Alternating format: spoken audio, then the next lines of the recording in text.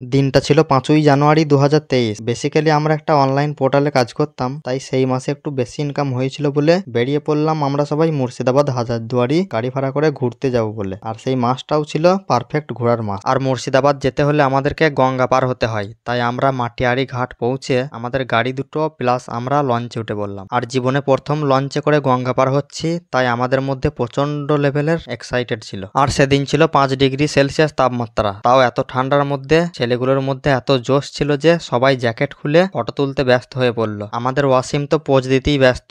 আচ্ছা।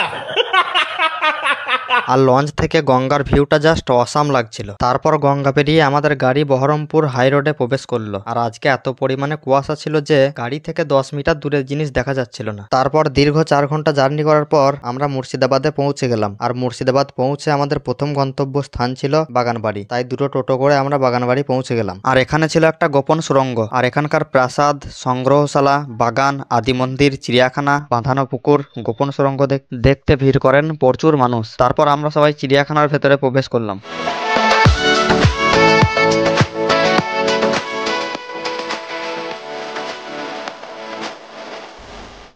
আর চিড়িয়াখানায় অ্যাকোয়ারিয়ামের ভিতরে দেখলাম সুন্দর সুন্দর মাছ খেলা করছে। সবাই দেখলাম এই পাখিটার কাছে ভিড় জমিয়েছে। আর এই পাখিটার কি নাম আমি জানি না, তোমরা যদি জেনে থাকো তাহলে কমেন্ট করে বলতে পারো। এইদিকে দেখলাম একটা খালের মধ্যে সুন্দর সুন্দর কালারের মাছ খেলা করে বেড়াচ্ছে। এই উঠেছে উঠেছে উঠেছে, এটি আমাকে উঠেছে, দেখ উঠেছে কত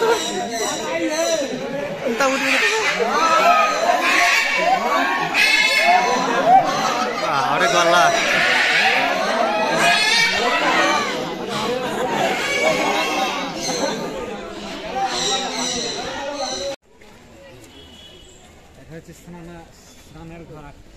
রাজাদের পুকুর এটা।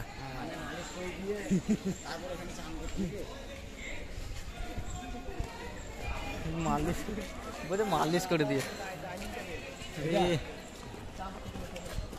এখানে রাজাদের ডাইনিং টেবিল।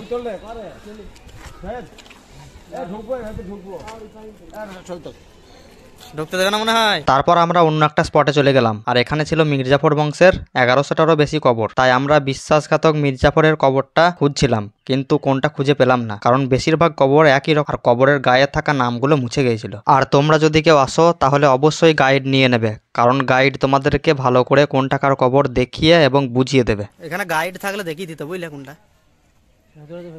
হ্যাঁ ওর কবরটা এখানে থাকবে না, সিম্পলে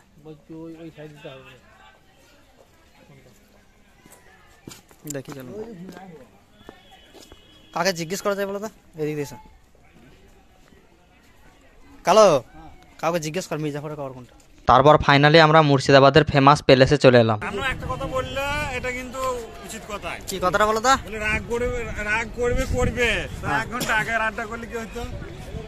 আর হাজারদুয়ারির ঠিক সামনে ছিল ইমামবাড়া। আর ইমামবাড়া মহরমের সময় 1 সপ্তাহ শুধু খোলা থাকে, আর বছরের বাকি দিনগুলো বন্ধ থাকে। আর আজকে হাজারদুয়ারিতে সেই লেভেলের পর্যটক ছিল। তারপর আমরা 20 টাকা দিয়ে টিকিট কেটে এই লম্বা লাইনের মধ্যে দাঁড়িয়ে পড়লাম। তারপর এক পা করে হাজারদুয়ারির ভিতরে ঢোকার উদ্দেশ্যে এগোতে থাকলাম।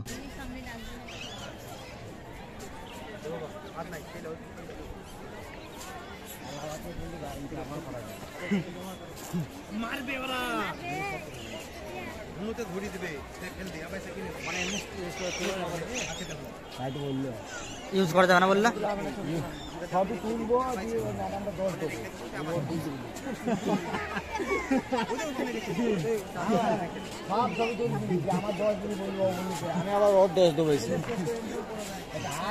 আর হাজারদুয়ারির ভিতরে কোনোভাবেই ক্যামেরা অ্যালাউ ছিল না, তাই তোমাদেরকে ভেতরের দৃশ্য দেখাতে পারলাম না। হাজারদুয়ারি ঘোরার পর আমরা ইঞ্জিনওয়ালা নৌকাতে চেপে বেরিয়ে পড়লাম খোশবাগ যাবার উদ্দেশ্যে। গঙ্গার পশ্চিম পাড়ে এই যে খোশবাগ, এটা তৈরি করেছিলেন বাংলার নবাব আলীবর্দী খাঁ, তার সমাধিও রয়েছে এখানে। সিরাজউদ্দৌলা এবং তার ওয়াইফ লুৎফুন্নেসা, তার সমাধিও রয়েছে এখানে। খোশবাগ দেখে এসে আমরা চলে গেলাম নৌকা করে হিরাঝিল দেখার উদ্দেশ্যে। খোশবাগ আর হিরাঝিলের ভিডিও আমার কাছে ছিল না। আর তোমরা মুর্শিদাবাদ ঘুরে দেখতে চাইলে 1 দিন অথবা 2 দিনের ট্রিপ নিয়ে চলে আসতে পারো। তো বন্ধুরা আজকের মতো টাটা, লাভ ইউ অল। দেখা হবে নেক্সট কোনো ভিডিওতে। আর ভিডিওটা ভালো লাগলে লাইক, কমেন্ট আর চ্যানেলটা সাবস্ক্রাইব করতে ভুলো না।